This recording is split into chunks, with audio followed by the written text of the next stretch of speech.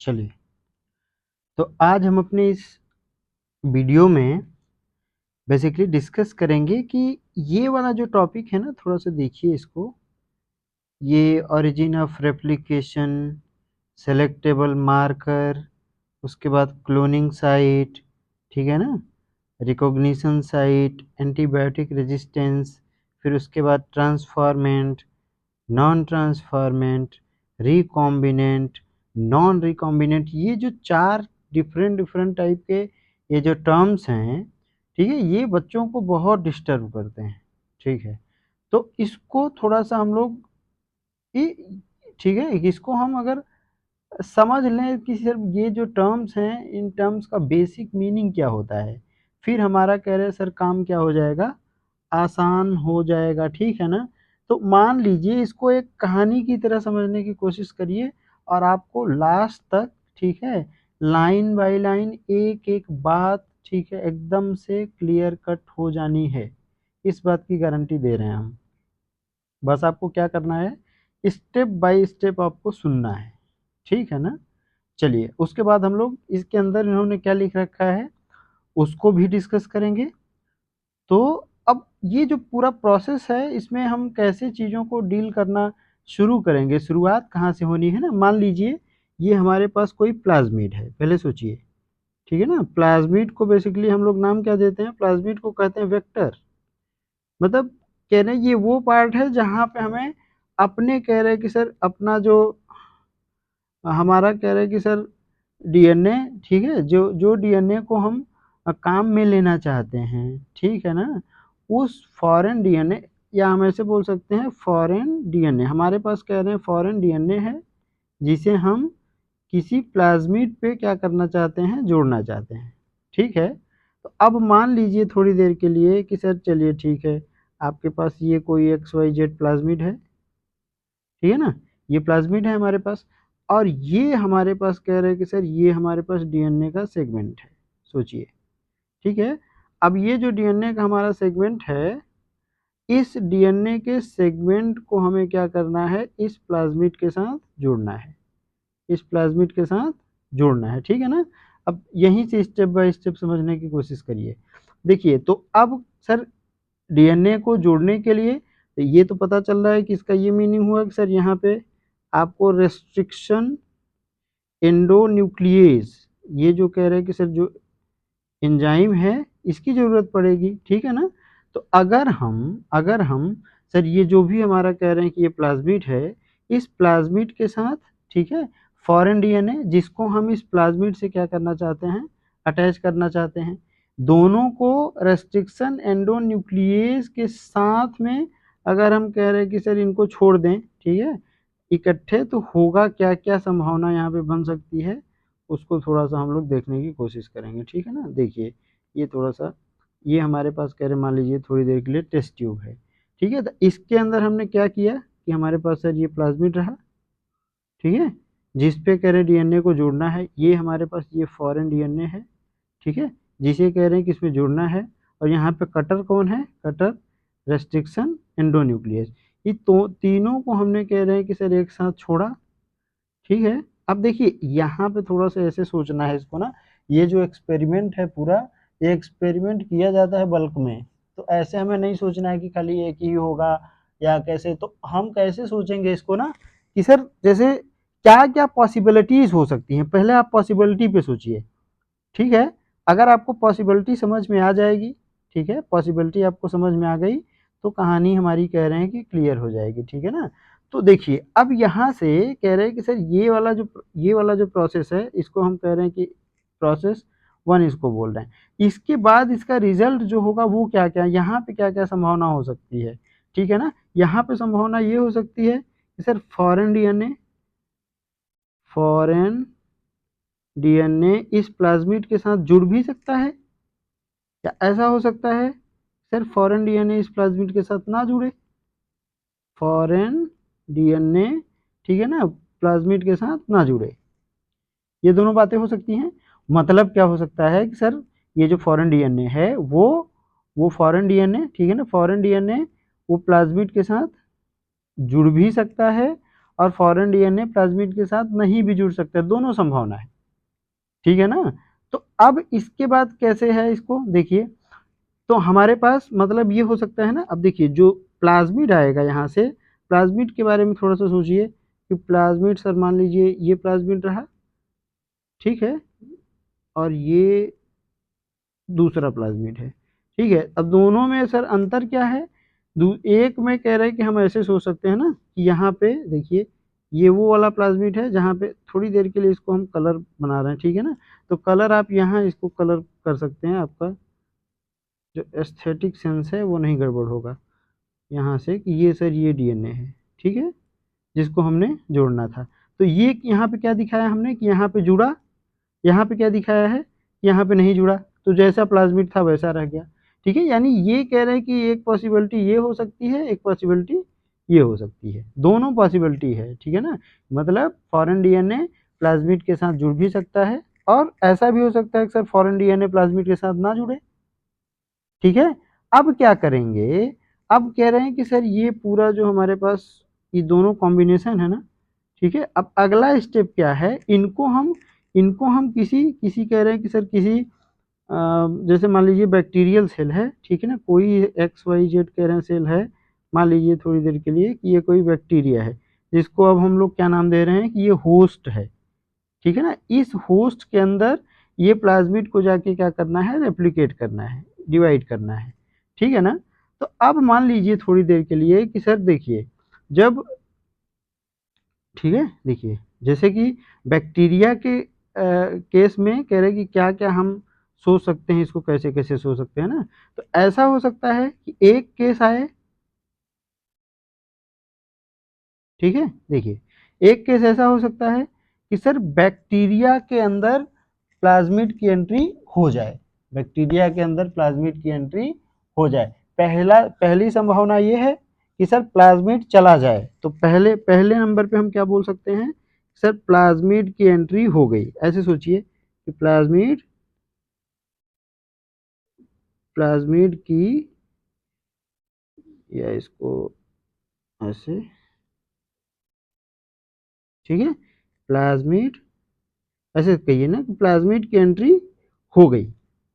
दूसरा क्या है, दूसरी संभावना क्या है, दूसरी संभावना ये है कि सर बैक्टीरिया के अंदर कह रहे प्लाज्मिड गया ही नहीं, बोलिए दूसरी संभावना क्या है कि प्लाज्मिड गया ही नहीं, ठीक है। अब जब प्लाज्मिड एंटर करेगा, फिर देखिए प्लाज्मिड एंटर करेगा ना, तो ये एंट्रेंस के बाद आप क्या सोच सकते हैं सर, फिर से वही बात कि इसके अंदर जो प्लाज्मिड गया है वो ये वाला प्लाज्मिड हो सकता है, ठीक है, जिसके अंदर मतलब ये वो वाला प्लाज्मिड है जिस प्लाज्मिड पे डीएनए फॉरेन डीएनए कह रहे नहीं जुड़ा था, बोलिए, ठीक है। और दूसरी संभावना क्या हो सकती है कि ये वाला जो प्लाज्मिड है, ये प्लाज्मिड, ठीक है ना, और इसमें इसको आप ऐसे समझिए कि सर ये वाला चला जाए, दोनों संभावना है, ठीक है ना। मतलब यहाँ से कि सर ये पहली पॉसिबिलिटी, ये दूसरी पॉसिबिलिटी, प्लाज्मिड की एंट्री हो सकती है। अब वो प्लाज्मिड कह रहे हैं कौन वाला प्लाज्मिड एंटर करेगा, इसमें दो पॉसिबिलिटी है कि वो कह रहे हैं वो प्लाज्मिड एंटर कर जाए जिसके पास कह रहे फॉरेन डीएनए सर नहीं जुड़ा हुआ है, ठीक है ना। या दूसरा केस क्या है, वो वाला कह रहे हैं कि सर वो प्लाज्मिड एंटर कर जाए जिसपे फॉरेन डीएनए जुड़ा हुआ है, ठीक है। ये दो संभावना तो तब है जब प्लाज्मिड की एंट्री हो गई, ठीक है। अब नेक्स्ट पॉसिबिलिटी क्या है कि सर प्लाज्मिड उसके अंदर मतलब उस पर्टिकुलर बैक्टीरियल सेल के अंदर प्लाज्मिड की एंट्री हो ही ना, ठीक है ना। तो अब ये तो बात हो गई हमारे पास कि सर ये प्रोसीजर है हमारे पास कि हमें किसी किसी फॉरेन डीएनए को जोड़ना है, फॉरेन डीएनए को जोड़ना है, किसके ऊपर जोड़ना है सर, वेक्टर के ऊपर, वेक्टर यानी कौन, वेक्टर यानी प्लाज्मिड, ठीक है ना। तो प्लाज्मिड के ऊपर कह रहे हैं जब हम फॉरेन डीएनए को जोड़ने की कोशिश करेंगे तो ऐसा हो सकता है कि सर उसके साथ डीएनए जुड़ भी सकता है, नहीं भी जुड़ सकता है, डीएनए जुड़ भी सकता है, नहीं भी जुड़ सकता है, ठीक है ना। तो ये वाली कहानी बताया हमने कि सर ये डीएनए जुड़ गया, यहाँ पे डीएनए नहीं जुड़ा, ठीक है। उसके बाद हम क्या करना चाहते हैं कि जो प्लाज्मिड है, ठीक है ना, इस प्लाज्मिड को हम किसी बैक्टीरिया के अंदर ग्रो करने के लिए, ठीक है ना, इसको हम इंसर्ट करना चाहते हैं। तो अब फिर नेक्स्ट केस में क्या होगा, नेक्स्ट केस में ये होगा कि सर प्लाज्मिड की एंट्री बैक्टीरिया के अंदर हो सकती है, और दूसरी संभावना क्या है, प्लाज्मिड की एंट्री बैक्टीरिया के अंदर नहीं भी हो सकती है। अब प्लाज्मिड की एंट्री होगी तो उसमें ऐसा हो सकता है कि सर वो वाला प्लाज्मिड एंटर कर जाए जिसके पास कह रहा है डीएनए, जिसके पास फॉरेन डीएनए नहीं है, ये वो वाला प्लाज्मिड है जिसके पास फॉरेन डीएनए नहीं है, ये वो वाला प्लाज्मिड है जिसके पास फॉरेन डीएनए है, ठीक है ना। और कह रहे हैं दूसरा केस क्या है कि सर प्लाज्मिड की एंट्री ना हो, तो प्लाज्मिड की एंट्री नहीं होगी तो फिर उसके अंदर कह रहा है कि सर प्लाज्मिड तो फिर ठीक है ना, मतलब कि बाहर से ये कह रहे हैं कि सर जिसके अंदर प्लाज्मिड एंटर किया ही नहीं उसमें तो कोई संभावना ही नहीं है, ठीक है ना। अब यहाँ पे देखिए इसको हमने हिंदी में लिख रखा है, इसको आपको समझ में आ जाएगा। देखिए ट्रांसफॉर्मेंट कौन होते हैं, ट्रांसफॉर्मेंट कह रहे हैं कि जिसके अंदर प्लाज्मिड की एंट्री हो गई, ठीक है ना। मतलब हम क्या बोल सकते हैं कि ये वाला जो केस है ये क्या ट्रांसफॉर्मेंट कहला सकता है। ट्रांसफॉर्मेंट का क्या मतलब होता है, जिसके अंदर प्लाज्मिड की एंट्री हो गई, खाली प्लाज्मिड कह रहे कि एंटर कर गया तो उसको हम लोग क्या नाम देते हैं, ट्रांसफॉर्मेंट, ठीक है ना। दूसरा टर्म हमारे पास क्या है, नॉन ट्रांसफॉर्मेंट। नॉन ट्रांसफॉर्मेंट का मतलब क्या होता है, जिसके अंदर प्लाज्मिड की एंट्री नहीं हुई, मतलब ये दूसरा केस, ठीक है ना, जहां पे प्लाज्मिड एंटर नहीं किया उसको हम लोग क्या नाम देते हैं, नॉन ट्रांसफॉर्मेंट। तीसरा केस क्या है, देखिए तीसरा केस है रिकॉम्बिनेंट, जहां फॉरेन डीएनए कह रहे हैं जुड़ा है, मतलब कह रहे हैं वो वाला प्लाज्मिड एंटर किया जिसके जिसके साथ कह रहे हैं सर फॉरेन डीएनए लगा हुआ है, मतलब ऐसा हो सकता है। देखिए ध्यान से, ठीक है ना, ये सर ये कोई बैक्टीरिया की सेल हो, ये कोई बैक्टीरिया की सेल हो, अब इसमें कह रहे हैं कि जो हमारे पास जो प्लाज्मिड है ये ऐसा कुछ प्लाज्मिड है, सोचिए ये ऐसा ऐसा वाला, इस पार्टिकुलर डिजाइन को हम लोग क्या नाम दे रहे हैं, इसको बोलेंगे रिकॉम्बिनेंट, ठीक है ना। नेक्स्ट संभावना क्या है, जहां फॉरेन डीएनए नहीं जुड़ा, मतलब ऐसा हो सकता है प्लाज्मिड तो एंटर किया, क्या वो सोच सकते हैं सर प्लाज्मिड, देखिए ऐसे कुछ, चलिए प्लाज्मिड तो एंटर किया लेकिन कह रहे हैं कि ये वो वाला प्लाज्मिड है जिसके पास फॉरेन डीएनए नहीं है, ठीक है ना। तो अच्छा सोचिए कि क्या ये कह रहे हैं ये रिकॉम्बिनेंट भी है उसके साथ साथ ट्रांसफॉर्मेंट भी है। अरे ट्रांसफॉर्मेंट कौन होता है, ट्रांसफॉर्मेंट में खाली यही सोचना है कि सर प्लाज्मिड एंटर कर गया, ठीक है। तो ये रिकॉम्बिनेंट भी है, ये वाला जो केस है ये रिकॉम्बिनेंट भी है, ये ट्रांसफॉर्मेंट भी है। ये वाला क्या है, ये रिकॉम्बिनेंट नहीं है, ये रिकॉम्बिनेंट नहीं है, रिकॉम्बिनेंट नहीं है, फिर है क्या sir, non recombinant, non recombinant के साथ साथ ये क्या है, बोलिए, उसके साथ साथ क्या है, ट्रांसफॉर्मेंट है।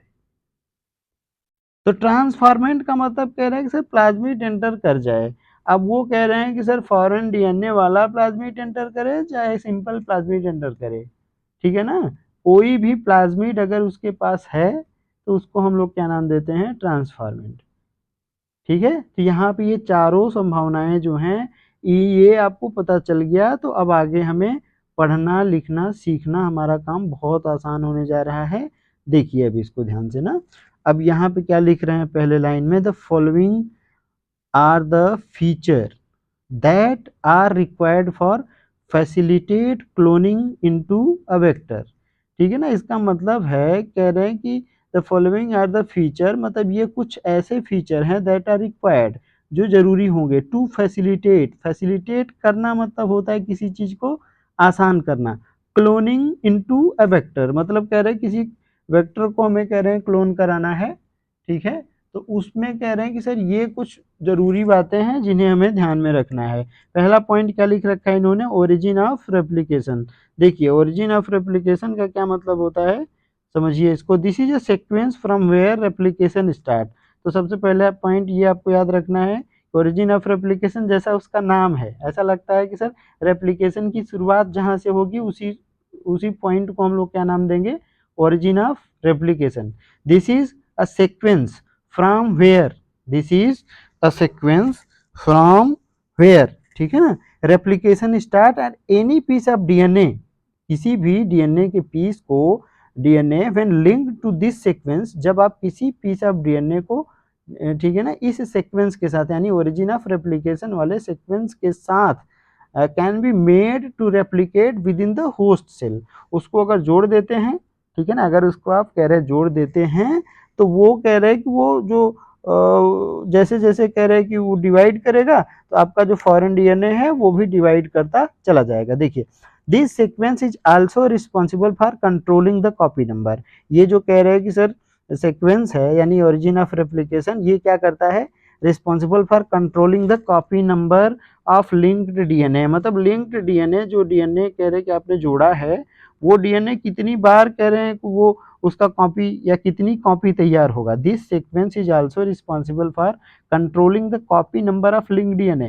मतलब लिंक्ड डीएनए की कितनी कॉपी बनेगी, ये किस बात पर डिपेंड करेगा कि सर उसका ओरिजिन ऑफ रेप्लिकेशन जो है, ठीक है ना, वो कितने कॉपी नंबर को सपोर्ट कर सकता है. देखिए आगे लिख रखे हैं, so if one wants to recover many copies of the target DNA, जो भी हमारा टारगेट डीएनए है उसका अगर हमें कह रहे ढेर सारा कॉपी चाहिए, ठीक है ना, it should be clone in a vector. फिर कह रहे हैं कि हम अपने फॉरेन डीएनए को ऐसे वेक्टर के अंदर कह रहे हैं जोड़ेंगे whose origin support high copy number, जिसका कह रहे हैं ओरिजिन ऑफ रेप्लिकेशन जो है वो हाई कॉपी नंबर को क्या करे, सपोर्ट करता हो. मतलब ऐसे हम समझ सकते हैं कि सर ये जो ओरिजिन ऑफ रेप्लिकेशन साइट है, इनडायरेक्टली ये कॉपी नंबर को भी कह रहे हैं कि क्या करता है, डिसाइड करता है.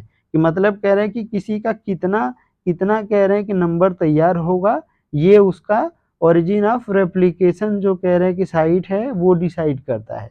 ठीक है, तो इसमें ज़्यादा दिक्कत वाली बात है ही नहीं. इसमें से बस आपको ध्यान में रखना है कि ओरिजिन ऑफ रेप्लिकेशन क्या है. तो सर वो पॉइंट है जहाँ पे रेप्लिकेशन की शुरुआत होती है. अब आप कह रहे हैं कि फॉरेन डीएनए को रेप्लिकेट कराना चाहते हैं, उसकी कई सारी कॉपी आप बनाना चाहते हैं, तो उस फॉरेन डीएनए को कह रहे कहीं से भी नहीं जोड़ सकते आप. कहाँ से जोड़ना है आपको, ओरिजिन ऑफ रेप्लिकेशन वाले साइट पे आप जोड़िए. ठीक है ना. और ओरिजिन ऑफ रेप्लिकेशन साइट जो है वो कह रहे हैं कि सर वो कॉपी नंबर को भी क्या करता है, डिसाइड करता है. कितना कॉपी नंबर तैयार होगा ये कहाँ से पता चलेगा, ओरिजिन ऑफ रेप्लिकेशन से. देखिए अब नेक्स्ट जो है यहाँ से अब कह रहे खतरनाक मामला शुरू होता है. दूसरा है सेलेक्टेबल मार्कर. देखिए अब आगे बोले इन एडिशन टू ORI यानी origin of replication the vector requires a selectable marker. Vector के पास कह रहे हैं सेलेक्टेबल मार्कर होना चाहिए which helps in identifying and, जिससे कह रहे हैं हम आइडेंटिफाई कर सकें, एंड एलिमिनेटिंग नॉन ट्रांसफॉर्मेंट, जिससे हम कह रहे हैं कि सर नॉन ट्रांसफॉर्मेंट को क्या कर सकें, एलिमिनेट कर सकें. ठीक है ना. Eliminating non transformant and selectively permitting the growth of the transformant. और हम क्या कर सकें सर, सेलेक्टिवली परमिटिंग. सेलेक्टिवली क्यों बोला, क्योंकि आपने एलिमिनेट कर दिया किसको, नॉन ट्रांसफॉर्मेंट को आपने क्या कर दिया, एलिमिनेट कर दिया. तो फिर एक एलिमिनेट होगा तो दूसरा क्या होगा, सेलेक्ट होगा. And selectively permitting the growth of the transformant. तो ट्रांसफॉर्मेंट के ग्रोथ को हमें कह रहे हैं प्रमोट करना है. ठीक है ना. और किसको एलिमिनेट करना है, नॉन ट्रांसफॉर्मेंट को. आगे फिर क्या बोल रहे हैं, transformation is a procedure through which a piece of DNA introduced in a host bacterium. ठीक है ना. वही बात हमने किया अभी पीछे ना, हम लोग बात कर रहे थे कि ट्रांसफॉर्मेशन का मतलब क्या होता है.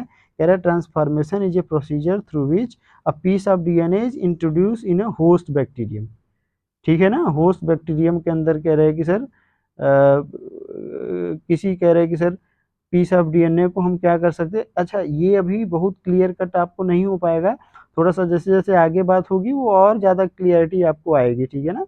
देखिए you will study the process in subsequent section. Normally the gene encoding resistance to antibiotics. जैसे कि अब देखिए यहाँ पे normally the gene encoding resistance to antibiotics, मतलब कह रहे हैं कि ऐसे जीन जो एंटीबायोटिक के लिए रेजिस्टेंस प्रोवाइड करते हैं, जैसे कि एम्पिसिलिन, क्लोराम्फेनिकॉल, टेट्रासाइक्लिन और केनियामाइसिन, ठीक है ना, are considered useful selectable marker for Escherichia coli. Escherichia coli क्या है? एक बैक्टीरिया है, ठीक है ना। एशेरिशिया कोलाई क्या है? एक बैक्टीरिया है, जिसके अंदर कह रहे हैं कि सर उसके अंदर जो एंटीबायोटिक रेजिस्टेंस जीन जो हैं उनको आप किसकी तरह इस्तेमाल कर सकते हैं? उनको आप सेलेक्टेबल मार्कर की तरह इस्तेमाल करते हैं। Normally the gene including resistance to antibiotic such as ampicillin, chloramphenicol, tetracycline, kanamycin are considered useful selectable marker for Escherichia coli. अब आगे क्या बोल रहे हैं ना, द नॉर्मल एशेरिशिया कोलाई, ध्यान रखना है, जो नॉर्मल एशेरिशिया कोलाई जो हमारे एलिमेंट्री कैनाल में क्या रिप्रेजेंट होती है, cells do not carry resistance against any of these antibiotics। मतलब कह रहे जो नॉर्मल एशेरिशिया कोलाई है उसके पास किसी भी कह रहे सर एंटीबायोटिक के लिए रेजिस्टेंस वाला जीन प्रेजेंट नहीं होता है, ठीक है ना। मतलब अगर उसको कोई भी आप एंटीबायोटिक, इनमें से कह रहे कोई भी एंटीबायोटिक अगर आप उसको दे देते हैं, ठीक है ना, तो वहाँ पे एशेरिशिया कोलाई का जो कह रहे ग्रोथ है वो नहीं हो पाएगा, ठीक है ना। मतलब कह रहे हैं कि सर फिर ये सब क्या है, देखिए यहाँ पे अब दे रखे हैं ना, एशेरिशिया कोलाई क्लोनिंग वेक्टर जिसका नाम है PBR 322, शोविंग रेस्ट्रिक्शन साइट फलाना फलाना, यहाँ पे ये सब उतना ज़्यादा, ठीक है ना। यहाँ पे हमारे काम का क्या है, ये पॉइंट देखिए ध्यान से, ये ठीक है ना, ये वाला, ये इसका क्या मतलब क्या होता है? इसका मतलब होता है, देखिए यहाँ पे इसका क्या मतलब है, टेट्रासाइक्लिन रेजिस्टेंस जीन, ठीक है ना। ये कौन है? ये एम्पिसिलिन रेजिस्टेंस जीन, ये दोनों को ध्यान में रखना है, ठीक है ना। तो अब फिर ये सर क्या है, फिर ये कह रहे हैं कि ये लेबोरेटरी के अंदर अपने कह रहे हैं हम एक्सपेरिमेंट पर्पस के लिए इसको हमने क्या कर रखा है, आर्टिफिशियली तैयार किया है। ध्यान रखना, ये नेचुरल कह रहे हैं कि सर एशेरिशिया कोलाई नहीं है, ये एशेरिशिया कोलाई के अंदर हमने क्या कर दिया है, मॉडिफिकेशन कर दिया है, ठीक है ना। उसके अंदर हमने ये कह रहे हैं पर्टिकुलर एंटीबायोटिक रेजिस्टेंस जीन को क्या कर दिया है, एंटर कर दिया है, ठीक है ना। तो यहाँ से अब देखिए ये बात हमको समझ में आ गई, तो यहाँ तक तो हम लोग क्लियर हो गए थे, ठीक है। नेक्स्ट लाइन देखिए, देखिए अब आगे क्या लिख रहे हैं, in order to link the alien DNA. अब कह रहे हैं कि आपको एलियन डीएनए को, ठीक है ना, लिंक करना है, मतलब जोड़ना है। The vector need to have very few preferably single recognition site. अब ये बोल रहे हैं कि आपका जो वेक्टर है ना, वेक्टर है उसके अंदर कह रहे हैं कि सिंगल रिकॉग्निशन साइट अगर हो तो सबसे अच्छी बात है। For commonly use restriction enzyme, ठीक है ना। रेस्ट्रिक्शन एंजाइम करेगा क्या, रेस्ट्रिक्शन एंजाइम से डीएनए को कट करता है। देखो अब क्या बोल रहे हैं, रिकॉग्निशन साइट क्या होता है, रिकॉग्निशन साइट कह रहे हैं सर वो पॉइंट है जहां पे रेस्ट्रिक्शन एंजाइम आके कट लगाता है, रेस्ट्रिक्शन एंडोन्यूक्लियस एंजाइम आके क्या करता है, कट लगाता है, ठीक है ना। अब ये क्या बोल रहे हैं, presence of more than one recognition site with in the vector. मतलब अगर एक वेक्टर के अंदर आप समझिए ना, अगर किसी एक पर्टिकुलर वेक्टर के अंदर कई सारे कह रहे हैं कि presence of more than one recognition site within the vector will generate several fragment। अब कई सारा कह रहे रिकॉग्निशन सीक्वेंस होगा तो फिर रेस्ट्रिक्शन एंडोन्यूक्लियस जो है वो तो जाके कह रहे हैं कि सर जहां जहां उसको रिकॉग्निशन साइट मिलेगा वहां वहां से कट लगा देगा। तो अब कह रहे हैं कई जगह से कट लगेगा तो उससे क्या दिक्कत आएगी, presence of more than one recognition site with in the vector will generate several fragment, कई सारे फ्रेगमेंट बन जाएंगे, which will complicate the gene cloning, जो कि जीन क्लोनिंग को क्या कर देंगे, कम्प्लीकेट कर देंगे। अब कह रहे द लाइगेशन, लाइगेशन मतलब जोड़ना, लाइगेट करना मतलब जोड़ना, ligation of alien DNA, ligation of alien DNA मतलब आप किसी एलियन डीएनए को क्या करना चाहते हैं, किसी वेक्टर के साथ जोड़ना चाहते हैं, is carried out at the restriction site present in one of the two antibiotic resistance gene. हमारे पास कह रहे हैं कितने रेजिस्टेंस जीन है एंटीबायोटिक रेजिस्टेंस जीन? दो। कौन कौन से? एक है हमारे पास टेट्रासाइक्लिन रेजिस्टेंस, दूसरा है एम्पीसिलिन रेजिस्टेंस। ठीक है ना। अब फिर आगे क्या बोल रहे हैं? फॉर एग्जाम्पल, अब इसको एग्जाम्पल के थ्रू आप समझने की कोशिश करिए। For example, you can ligate a foreign DNA at the Bam H1 site. देखिए बैम H1 साइट यहाँ है, ठीक है ना। बैम H1 साइट कह रहे हैं कि है किसके ऊपर? टेट्रासाइक्लिन रेजिस्टेंस जीन के ऊपर है, ठीक है ना। बैम H1 site of tetracycline resistance gene in the vector PBR 322।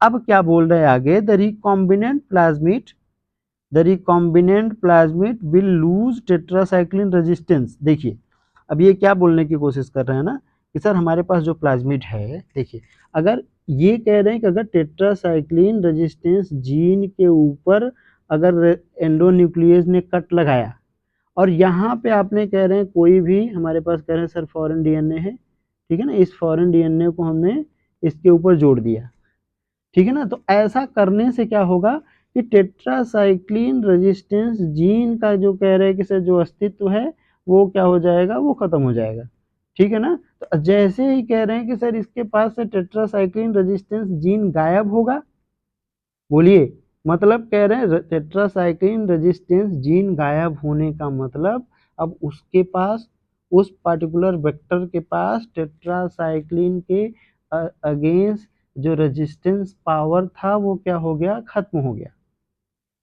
ठीक है ना। यही बात लिखा है इसमें, देखिए ध्यान से ये यहाँ पे देखिए, देखिए क्या लिख रहे हैं कि द रिकॉम्बिनेंट, मतलब जिसके साथ फॉरेन डीएनए जुड़ गया, the recombinant plasmid will lose tetracycline resistance due to insertion of foreign DNA, ठीक है ना। फॉरेन डीएनए आपने कह रहे हैं कि इंसर्ट किया, जिसकी वजह से टेट्रासाइक्लिन रेजिस्टेंस जीन कह रहे हैं कि सर क्या हो गया? वो डिस्टर्ब हो गया। The tetracycline resistance due to insertion of foreign DNA but can still be selected out from non-recombinant one by plating the transferment on the tetracycline containing medium। अब यहीं से बच्चों की कह रहे हैं कि सर बत्ती क्या होती है? फ्यूज हो जाती है, ठीक है ना। तो इसको अब हम क्या करेंगे थोड़े टाइम के लिए, इसको हम थोड़े टाइम के लिए देखिए समझने की कोशिश कर रहे हैं बारी बारी से। एक दो डायग्राम खींचेंगे और कोशिश करेंगे कि हम वहीं से चीज़ों को क्लियर हो जाएं, ठीक है ना। अब देखिए ध्यान से क्या बताने की कोशिश कर रहे हैं। अब मान लीजिए आप ना कि हमने, सोचिए ना, दोनों ये जो बेसिक हमने बातें अभी करी थी उन्हीं का हम इस्तेमाल करेंगे। उनका इस्तेमाल करके देखिए बहुत बेहतरीन रिजल्ट कह रहे हैं हम यहाँ से क्या कर लेंगे। ये हमारे पास ये कोई पेट्री डिश है। पेट्री डिश मतलब जिसके ऊपर हमें कह रहे हैं कि हमें ग्रो कराना है बैक्टीरिया को, ठीक है ना। अब समझिए इसको क्या बोलने की कोशिश कर रहे हैं, ठीक है ना। हमारे पास मान लीजिए ये ऐसा पेट्री डिश है जिसके ऊपर हमने एम्पीसिलिन, इसके ऊपर हमने एम्पीसिलिन को, ठीक है ना, कोट कर रखा है, ठीक है ना। एम्पीसिलिन को क्या कर रखा है? कोट कर रखा है। अब आप सोचिए, ठीक है ना, अब आप सोचने की कोशिश करिए। देखिए यहाँ पे जैसे अगर हम यहाँ से सोचें, आप सोचिए कि सर जो अभी आप क्या बोल रहे थे कि नॉन ट्रांसफॉर्मेंट कौन होते हैं? देखिए नॉन ट्रांसफॉर्मेंट, तो नॉन ट्रांसफॉर्मेंट कह रहे हैं वे होते हैं जिन्होंने, जिनके पास कह रहे हैं कि कोई भी प्लाज्मिड एंटर नहीं किया, ठीक है ना। जैसे ही नॉन ट्रांसफॉर्मेंट मतलब कह रहे हैं ये कोई ऐसे जनरल बैक्टीरिया है जिसके अंदर बाहर वाला प्लाज्मिड कह रहे हैं जो आपने एंट्री कराने की कोशिश करी थी वो गया ही नहीं है, ठीक है ना। तो नॉन ट्रांसफॉर्मेंट जैसे ही करें इसके ऊपर आएगा। तो अभी हमने क्या बताया था ना कि नॉर्मल एशेरिशिया कोलाई के पास किसी भी एंटीबायोटिक के लिए रेजिस्टेंस नहीं होता है। तो ये नॉर्मल ही तो है जिसके अंदर कह रहे हैं कुछ गया ही नहीं, जिसके पास कुछ नहीं गया वो नॉन ट्रांसफॉर्मेंट है। और जो नॉन ट्रांसफॉर्मेंट है उसको जैसे ही आप एम्पीसिलिन कंटेनिंग मीडिया के ऊपर कह रहे हैं ग्रो कराने जाएंगे तो क्या ये ग्रो कर पाएगा? क्या बताइए, ये ग्रो नहीं करेगा, ये यहीं समाप्त हो जाएगा, ठीक है ना। अब दूसरा केस पकड़िए, दूसरा केस पकड़िए ट्रांसफॉर्मेंट वाला सोचिए। देखिए ट्रांसफॉर्मेंट के बारे में सोचिए, ठीक है ना। अब ट्रांसफॉर्मेंट में क्या हो सकते हैं? यहाँ देखिए अभी हम लोग बोल रहे थे ना कि सर ट्रांसफॉर्मेंट के साथ साथ वो रिकॉम्बिनेंट भी हो सकता है। देखिए इसको जैसे बोले थे ना कि ये सर ये रिकॉम्बिनेंट भी है और ये ट्रांसफॉर्मेंट भी है। बोलिए, ये कह रहे हैं ये रिकॉम्बिनेंट नहीं है, मतलब ये कौन है, ये नॉन रिकॉम्बिनेंट है, लेकिन ये फिर भी क्या है, ट्रांसफॉर्मेंट है। ठीक है, तो आप समझिए कि सर ट्रांसफॉर्मेंट कौन है। अब यहाँ पे हमें सोचना है ना कि ट्रांसफॉर्मेंट, तो ट्रांसफॉर्मेंट वो है जिसके अंदर क्या है फॉरेन डीएनए चला गया। अब यहाँ पे हमने फॉरेन डीएनए जोड़ा कहाँ है, देखिए ध्यान से सोचिए इसके बारे में, ठीक है ना। जैसे फॉरेन डीएनए हमने जोड़ा कहाँ से है, हमारे पास दो रेजिस्टेंस जीन था, एक रेजिस्टेंस जीन ये है, दूसरा रेजिस्टेंस जीन ये है। ये किसका है, ये सर ये टेट्रासाइक्लिन का रेजिस्टेंस है। ये किसका रेजिस्टेंस है, ये एम्पिसिलिन का रेजिस्टेंस है, ठीक है ना। हमने फॉरेन डीएनए को जोड़ा कहाँ है, हमने फॉरेन डीएनए को यहाँ जोड़ा है, यहाँ। तो बताइए, तो ये कह रहे हैं कि सर ये वाला जो है, अगर यहाँ पे इसको हम ले आके ग्रो कराने की कोशिश करेंगे, सोचिए, सोचने की का ही पूरा है, इसीलिए बच्चों को समझ में आता नहीं है। बोलिए, तो क्या ये रिकॉम्बिनेंट है क्या, बोलिए क्या ये रिकॉम्बिनेंट है, तो क्या बोलेंगे सर हाँ रिकॉम्बिनेंट है ये तो। और क्या है, रिकॉम्बिनेंट के साथ साथ ये ट्रांसफॉर्मेंट भी है। हाँ सर ट्रांसफॉर्मेंट भी है। क्यों ट्रांसफॉर्मेंट है, क्यों ट्रांसफॉर्मेंट है, क्योंकि इसके अंदर कह रहे हैं कि सर ये वो बैक्टीरिया की सेल होगी ना, ये वो बैक्टीरिया की सेल है जिसके अंदर प्लाज्मिड की एंट्री हुई है। बोलिए, ठीक है ना। अच्छा दूसरा केस क्या हो सकता है, दूसरा केस ये हो सकता है सर कि आपके पास देखिए ऐसा केस कुछ मिल सकता है हमको। देखिए यहाँ पे ये दूसरा केस, ये ऐसा हो सर, चलो ठीक है ना। यहाँ पे ये किसके अगेंस्ट कह रहे रेजिस्टेंस है, ये टेट्रासाइक्लिन रेजिस्टेंस, ये किसके रेजिस्टेंस है, एम्पिसिलिन रेजिस्टेंस, ठीक है ना। तो ये यहाँ पे देखिए, यहाँ पे ये वाला जो प्लाज्मिड है, ये वाला, इसके पास कह रहे सर दोनों के लिए रेजिस्टेंस है, क्योंकि यहाँ पे फॉरेन डीएनए नहीं जुड़ा है, ठीक है ना। तो इसको हम क्या बोलेंगे, इसको क्या बोलेंगे, नॉन रिकॉम्बिनेंट। इसको क्या नाम देंगे, नॉन रिकॉम्बिनेंट के साथ साथ ट्रांसफॉर्मेंट। तो इससे एक बात ये पता चल रही है ना कि जो ट्रांसफॉर्मेंट है वो रिकॉम्बिनेंट भी हो सकता है, वो नॉन रिकॉम्बिनेंट भी हो सकता है। अब आप हमको बताने की कोशिश करिए, क्या ये वाला कह रहे हैं कि सर ये पहला वाले का हमें क्या आइडिया लग रहा है कि फर्स्ट केस में देखिए ध्यान से कि इसके पास कह रहे हैं एम्पिसिलिन वाला जो रेजिस्टेंस जीन है उसके साथ कोई छेड़छाड़ नहीं हुआ है। तो यहाँ पे आपने एम्पिसिलिन ही तो डाला है, एम्पिसिलिन कंटेनिंग मीडिया जो है उसके ऊपर करें एम्पिसिलिन रेजिस्टेंस जीन वाला जो प्राणी होगा वो तो आराम से करें सर्वाइव कर जाएगा, क्योंकि इसके पास इसके लिए, इस एम्पिसिलिन के लिए इसके पास क्या प्रेजेंट है, कह रहे कि सर ये रेजिस्टेंस है। बोलिए, आराम से है सर। अच्छा ये दूसरा जो है, दूसरे के पास भी क्या ध्यान में आपको देना है, सर इसके पास भी एम्पिसिलिन रेजिस्टेंस जीन, ये वाला कह रहे हैं एम्पिसिलिन रेजिस्टेंस जीन तो इसके पास भी है। तो क्या ये वाला कह रहे हैं कि सर ये सरवाइव करेगा, यहाँ पे बताइए ये सरवाइव करेगा, तो सर ये सरवाइव करेगा। और दूसरा सोचिए, क्या ये वाला कह रहे हैं ये सरवाइव करेगा, ये तो ये भी सरवाइव करेगा।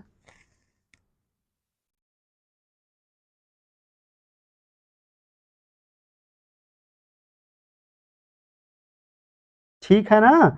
मतलब यहाँ से हम क्या आइडिया हमें लग रहा है, देखिए कि सर जो नॉन ट्रांसफॉर्मेंट है, नॉन ट्रांसफॉर्मेंट हैं वो खत्म हो जाएंगे, बचेंगे कौन, ट्रांसफॉर्मेंट, बचेंगे कौन, ट्रांसफॉर्मेंट, ठीक है ना।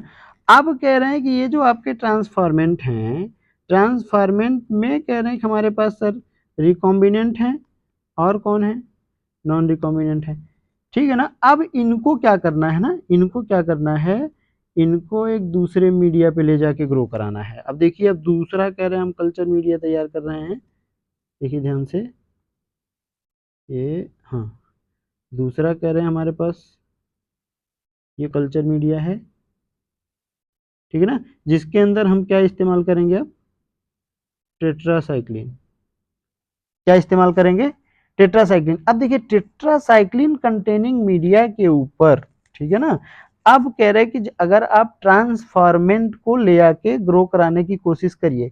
देखिए तब ट्रांसफॉर्मेंट में हमारे पास क्या ये दो केसेस हैं, ये देखिए, ठीक है, ये कह रहे हैं कि सर ये है, ये है,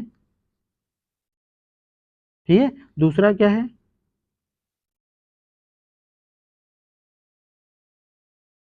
तो वही बात बनाया सर, दूसरे में थोड़ा सा कलाकारी करिए, यहाँ पे ये हमने ये बना दिया ना, ठीक है।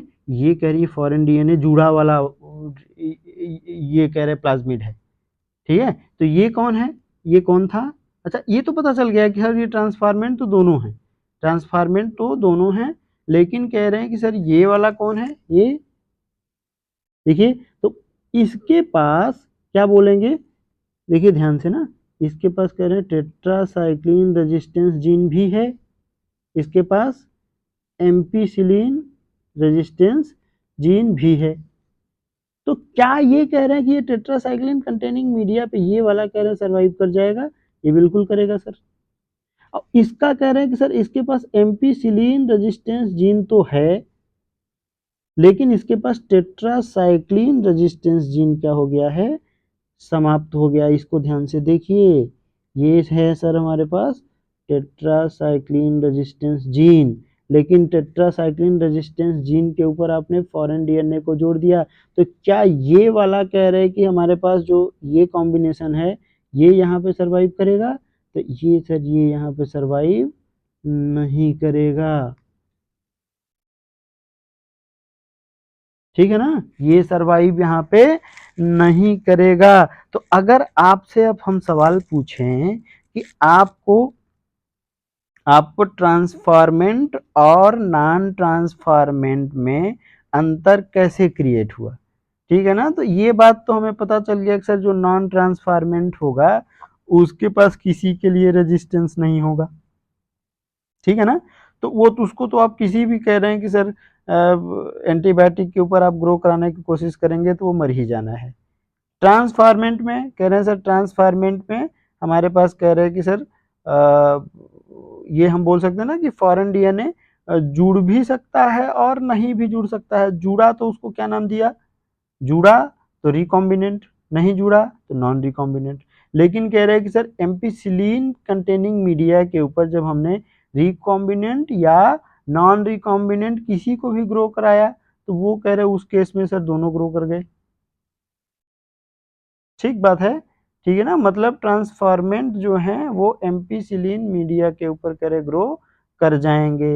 यानी यहाँ पे एम्पीसिलिन जो एंटीबायोटिक है, ठीक है ना, एम्पीसिलिन एंटीबायोटिक है, एक तरीके से हम देख पा रहे हैं कि सर वो नॉन ट्रांसफॉर्मेंट के ग्रोथ को क्या करता है, इनिबिट करता है, और ट्रांसफॉर्मेंट के ग्रोथ को क्या करता है, प्रमोट करता है।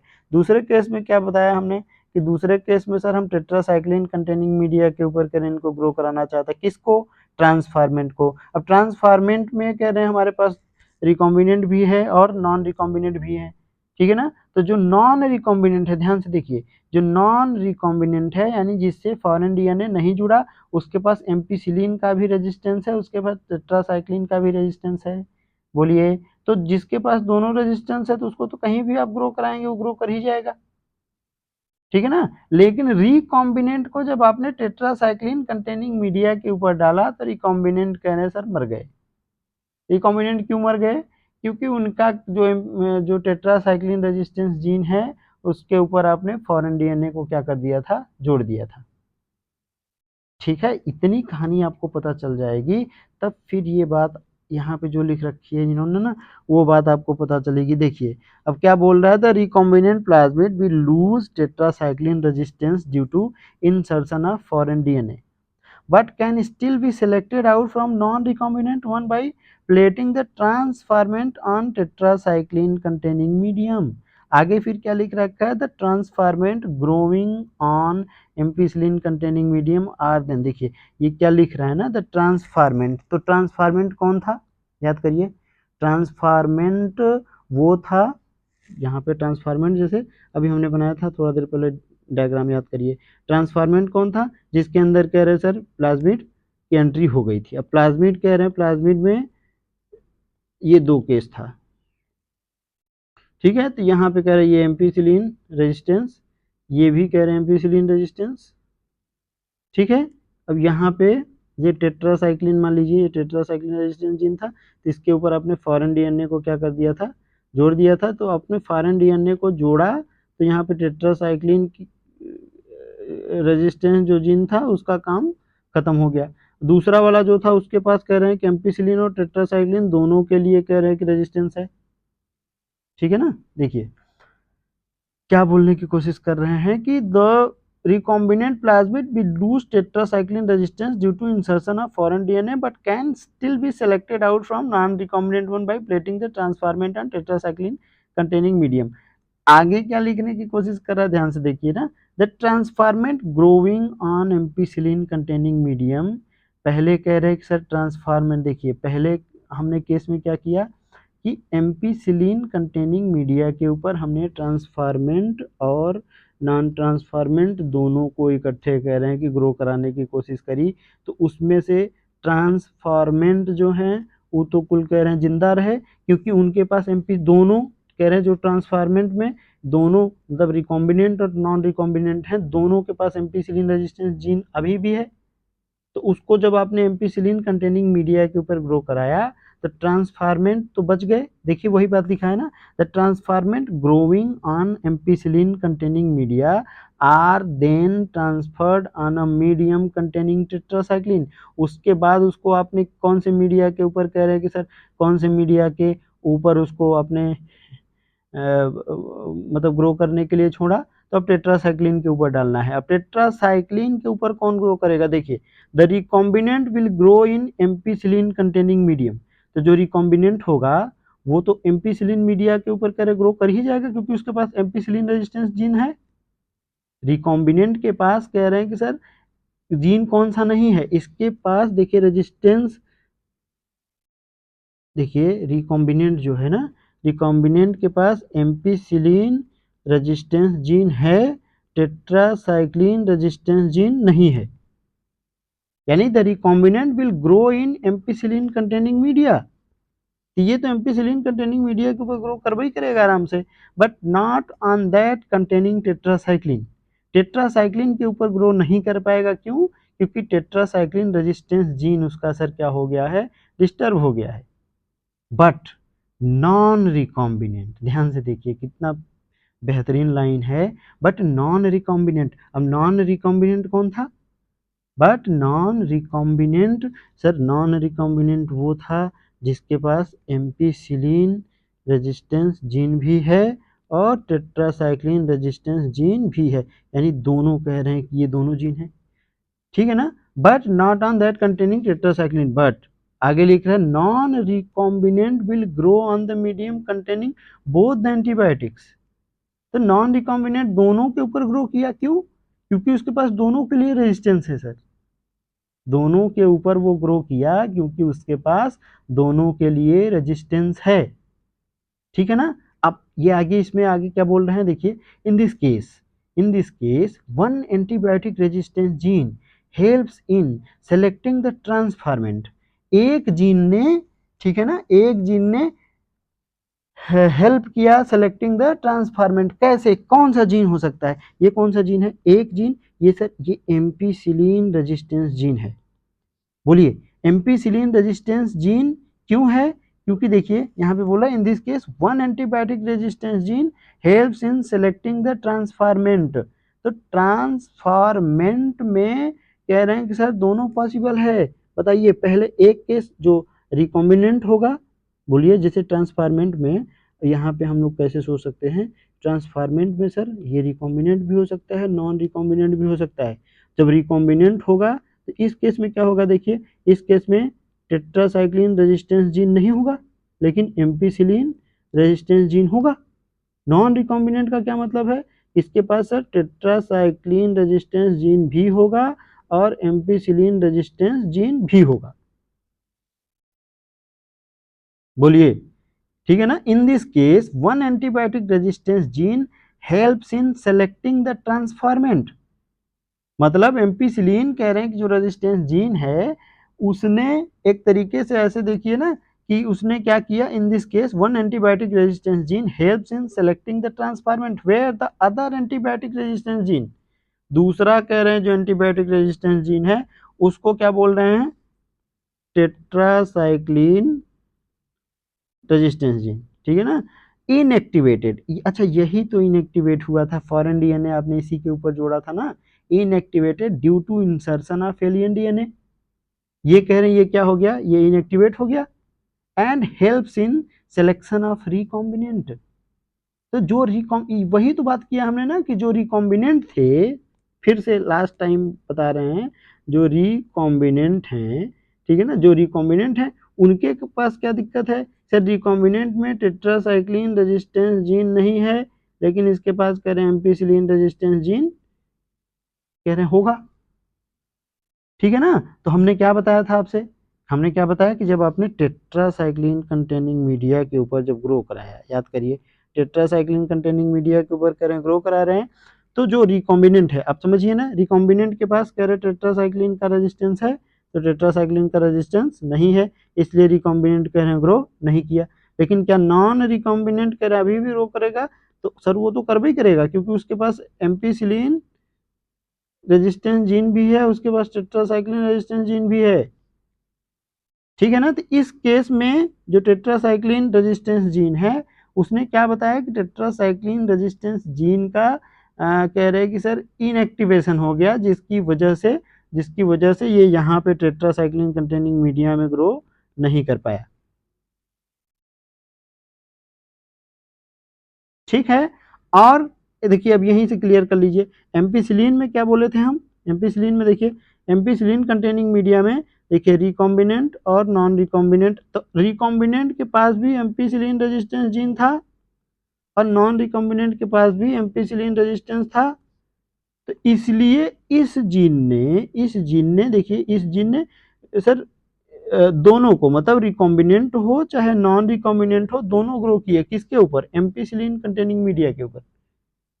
यानी पहले केस में एम्पिसिलिन रेजिस्टेंस जीन जो है उसने कह रहे हैं, उसने ये बताया कि अगर एम्पिसिलिन रेजिस्टेंस जीन है तो आप एम्पिसिलिन के ऊपर सर्वाइव कर पाएंगे, और सर्वाइव कौन करेगा, जिसके पास कह रहे प्लाज्मिड की एंट्री हुई हो, प्लाज्मिड की एंट्री हुई हो, समझ गए क्या, ठीक है ना। यानी एम्पिसिलिन रेजिस्टेंस जीन ने, अच्छा ये दोनों हैं कौन, ये दोनों इकट्ठे कौन है, बोलिए क्या ट्रांसफॉर्मेंट है, अरे ट्रांसफॉर्मेंट इन्हीं को तो बोलते थे, तो मर कौन गए,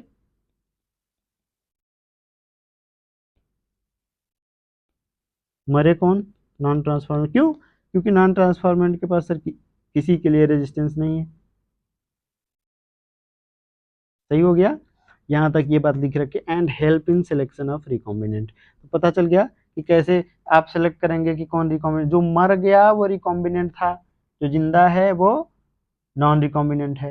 पहले केस में क्या आप डिसाइड करेंगे, पहले केस में हम ये बता सकते हैं सर कि जो मर गया पहले केस में, मतलब यहाँ पे, ठीक है ना, पहले केस में कि जो मर गया वो नॉन ट्रांसफॉर्मेंट था, जो जिंदा है वो ट्रांसफॉर्मेंट है।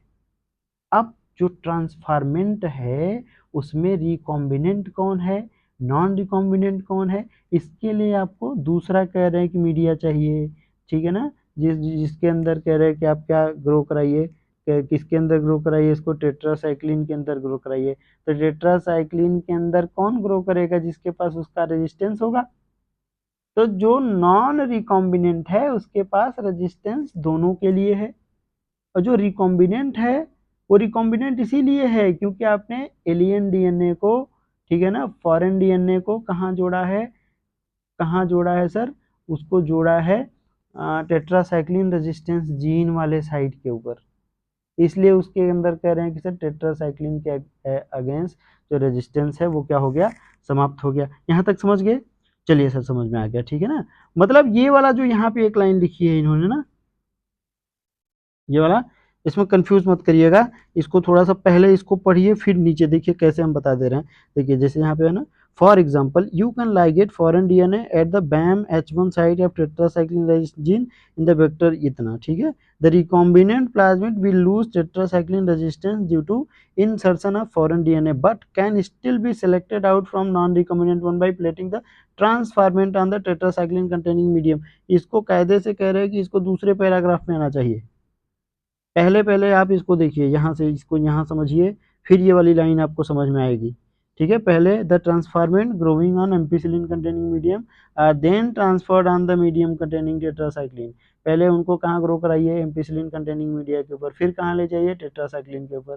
ठीक है ना. तो एम्पिसिलिन पे जब ग्रो कराएंगे तो जो नॉन ट्रांसफॉर्मेंट होंगे वो मर जाएंगे, बच कौन जाएंगे, ट्रांसफॉर्मेंट. अब ट्रांसफॉर्मेंट के अंदर दो केस है, रिकॉम्बिनेंट, नॉन रिकॉम्बिनेंट. फिर कह रहे हैं ट्रांसफॉर्मेंट को आप कहाँ ग्रो कराइए, टेट्रासाइक्लिन कंटेनिंग मीडिया के ऊपर. तो टेट्रासाइक्लिन कंटेनिंग मीडिया के ऊपर जब ग्रो कराएंगे तो जिंदा कौन रहेगा, नॉन रिकॉम्बिनेंट. मरेगा कौन, रिकॉम्बिनेंट. क्यों रिकॉम्बिनेंट क्यों मरेगा, क्योंकि उसके पास टेट्रासाइक्लिन रेजिस्टेंस जीन नहीं होगा सर. ठीक है ना. तो इसमें ध्यान रखिएगा कि कैसे ये जो रेजिस्टेंस जीन है वो सेलेक्टेबल मार्कर की तरह इस्तेमाल किए जाते हैं, वो थोड़ा सा आपको आइडिया लगा होगा. ठीक है ना. ये आपको समझ में आ जाना चाहिए अब तक, क्लियर कट. ठीक है ना. आगे देखिए अब क्या बोले, selection of recombinant due to inactivation of antibiotics is a cumbersome procedure because it requires simultaneous plating on two plate having different. अब ये बोल रहे हैं ना कि आपको यही सिलेक्ट करना है कि रिकॉम्बिनेंट कौन था. ठीक है ना. Due to inactivation of antibiotics is a cumbersome procedure. ठीक है ना. Because it requires. अच्छा हुआ क्या है कि आप पहले पहले तो कह रहे हैं कि पहले केस में आपने क्या किया, एम्पिसिलिन कंटेनिंग मीडिया के ऊपर आपने जब ट्रांसफॉर्मेंट नॉन ट्रांसफॉर्मेंट दोनों को ग्रो कराने की कोशिश करी, मरा कौन, नॉन ट्रांसफॉर्मेंट. फर्दर फिर आप जब उसको लेके गए टेट्रासाइक्लिन कंटेनिंग मीडिया के ऊपर, तो वहाँ पे सर रिकॉम्बिनेंट और नॉन रिकॉम्बिनेंट दोनों रहे. तो उसमें कह रहे हैं कि सर मरा कौन, रिकॉम्बिनेंट मर गया, जिंदा कौन रहा, नॉन रिकॉम्बिनेंट. तो इसके लिए आपको वही बोलने की कोशिश कर रहा है ना कि दो अलग अलग कल्चर मीडिया की रिक्वायरमेंट होगी. ठीक है ना. और लास्ट में हमें फाइनल हमारा प्रोडक्ट क्या है, हमें यही पता लगाना है कि रिकॉम्बिनेंट कौन है. कि मतलब रिकॉम्बिनेंट जो होगा उसके ऊपर कह रहे हैं कि सर रिकॉम्बिनेंट वो होगा जिसके अंदर डीएनए कह रहे हैं कि हमारा फॉरेन डीएनए इंसर्ट कर गया. देयरफॉर अल्टरनेटिव मतलब उसका एक दूसरा जुगाड़, alternative selectable marker have been developed which differentiate recombinant from non-recombinant on the basis of their ability to produce color in the presence of chromogenic substances. ठीक है ना. ये क्या बोलने की कोशिश कर रहे हैं, थोड़ा सा समझिए. जैसे कह रहे हैं कि सर ये कोई क्रोमाजेनिक सबस्टांस है. क्रोमाजेनिक सबस्टांस कौन है, जो ठीक है ना, जो कलर प्रोड्यूस करेगा. द इन दिस देखिए यहाँ पे क्या बोल रहे हैं, therefore the alternative selectable marker have been developed which differentiate recombinant from non-recombinant on the basis of their ability to produce color in the presence of chromogenic substance. मतलब ये chromogenic substance जो है ये कुछ कलर प्रोवाइड करेगा. देखिए their ability to produce color in presence of chromogenic substance. In this, a recombinant DNA is inserted within the coding sequence of enzyme beta galactosidase. अब ये कोई कह रहे हैं सर बैक्टीरिया है, मान लीजिए ये बैक्टीरिया है. ठीक है ना. ये कोई बैक्टीरिया है XYZ, आप इसको कुछ भी मान लीजिए. एसिडिसिया कोलाई का एग्जांपल ले लीजिए, वहीं से आसान हो जाएगा, वहाँ से आपको बहुत आसानी से चीज़ें समझ में आ रही है ना. अब ये बोल रहे हैं ठीक है ना कि ये वो सेगमेंट है, ये वो सेगमेंट है या वो जीन है जो बीटा गैलेक्टोसाइडेज एंजाइम कह रहे हैं बनाता. यानी ये वो जीन है जो क्या करता, बीटा गैलेक्टोसाइडेज एंजाइम कह रहे हैं बनाता. अच्छा अगर ये बीटा गैलेक्टोसाइडेज एंजाइम को बनाने वाला जीन है, ठीक है. अब आगे देखिए क्या बोल रहा है, in this recombinant DNA is inserted with in the coding sequence of enzyme beta galactosidase. ठीक है ना। मतलब बीटा गैलेक्टोसाइडेज एंजाइम को बनाने वाला जो जीन है उसी के ऊपर हम कह रहे हैं फॉरेन डीएनए को जोड़ने जा रहे हैं। This results into inactivation of gene for synthesis of this enzyme. अगर यहाँ पे आप सोचिए, अगर यहाँ पे आप फॉरेन डीएनए को क्या कर दीजिए, फॉरेन डीएनए को थोड़ी देर के लिए से समझिए सर, यहाँ पे अगर हम फॉरेन डीएनए को जोड़ दें ले आके, मान लीजिए ये कह रहे हैं फॉरेन डीएनए है, ये कोई ये नीला कलर जो है ना ये फॉरेन डीएनए को रिप्रेजेंट कर रहा है। तो फॉरेन डीएनए को आप जब जोड़ दीजिएगा तो क्या उसके बाद भी कह रहे हैं कि ये जीन अपना काम कर पाएगा? तो क्या बोलेंगे सर, ये जीन अपना काम नहीं कर पाएगा। जीन काम नहीं करेगा तो क्या एंजाइम प्रोड्यूस होगा? नहीं प्रोड्यूस होगा, ठीक है ना। देखिए, this results into inactivation of gene for synthesis of this enzyme which is refers to as insertional inactivation. मतलब आपने कह रहे हैं आपने फॉरेन डीएनए को इस पर्टिकुलर जीन के ऊपर इंसर्ट किया जिसकी वजह से इसका क्या हो गया, इनएक्टिवेशन हो गया। ठीक है, अब क्या बोल रहे हैं, the presence of chromogenic substances give blue colour colonies if the plasmid in the bacteria does not have insert. ठीक है ना। तो यहाँ पे ये कौन सा कलर आता था, ये कलर आता था ब्लू। कब आता था, कब आता था, जब यहाँ पे बीटा गैलेक्टोसाइडेज एंजाइम रहता था। जब यहाँ पे बीटा गैलेक्टोसाइडेज एंजाइम रहता था तो कलर कौन सा आता था, ब्लू। अब बताइए बीटा गैलेक्टोसाइडेज एंजाइम कब होगा, जब आपने कह रहे हैं फॉरेन डीएनए को यहाँ पे ऐड नहीं किया होगा। मतलब कह रहे हैं फॉरेन डीएनए को ऐड नहीं किया, मतलब कह रहे हैं जीन ये जीन अपना काम किया होगा, ये जीन अपना काम किया होगा। ये जीन अपना काम करेगा तो बीटा गैलेक्टोसाइडेज आराम से बनाएगा। ठीक बात है। अब आपने जब इसका कह रहे हैं कि इस जीन का इनएक्टिवेशन कर दिया ना, तो उसके बाद क्या लिख रहे हैं, देखिए, presence of insert result into insertional inactivation of beta galactosidase gene and the colonies do not produce any colour. मतलब बीटा गैलेक्टोसाइडेज अगर होगा तो ब्लू कलर आएगा, ये कह रहे हैं अगर होगा तो कलर क्या होगा, ब्लू कलर होगा। ठीक है ना। और दूसरे केस में क्या हो सकता है, दूसरे केस में कैसे सोचना है, दूसरे केस में सर यहाँ पे सोचिए, दूसरे केस में यहाँ पे हम क्या बोल रहे हैं, बीटा गैलेक्टोसाइडेज नहीं होगा तो ये जो क्रोमोजेनिक सब्सटेंस है ना वही कह रहा है colonies do not produce any colour, कोई कलर नहीं आता है, तो उसको हम लोग क्या नाम देते हैं, व्हाइट कलर बोलते हैं। तो जहां पे कह रहे हैं कि ब्लू कलर नहीं आया, जहां पे ब्लू कलर नहीं आया मतलब क्या हो गया, वहां पे बीटा गैलेक्टोसाइडेज नहीं है। बीटा गैलेक्टोसाइडेज नहीं है मतलब क्या हो गया, वहां पे इंसर्शनल इनएक्टिवेशन हो गया। तो आप कह रहे हैं कि अगर कोई कलर नहीं आया सर, अच्छा ये कलर नहीं आया, कोई कलर नहीं आया, ठीक है, तो आप क्या बोलेंगे कि वहां पे उस केस में बीटा गैलेक्टोसाइडेज नहीं रहा होगा, तभी तो कलर नहीं आया ना, क्योंकि कलर बीटा गैलेक्टोसाइडेज की वजह से आता था। तो कोई कलर नहीं आया यानी बीटा गैलेक्टोसाइडेज अपना काम नहीं कर पाया। तो अपना काम वो कब किस केस में नहीं कर पाएगा, जब रहेगा ही नहीं तो नहीं कर पाएगा सर। तो आपने फॉरेन डीएनए को जोड़ा कहाँ है सर, बीटा गैलेक्टोसाइडेज को बनाने वाले जीन के ऊपर। तो जब कह रहे हैं आपका जुड़ा होगा तो बीटा गैलेक्टोसाइडेज नहीं बनेगा, नहीं बनेगा मतलब कोई कलर नहीं आया तो हम क्या बोलेंगे कि सर वो रिकॉम्बिनेंट है।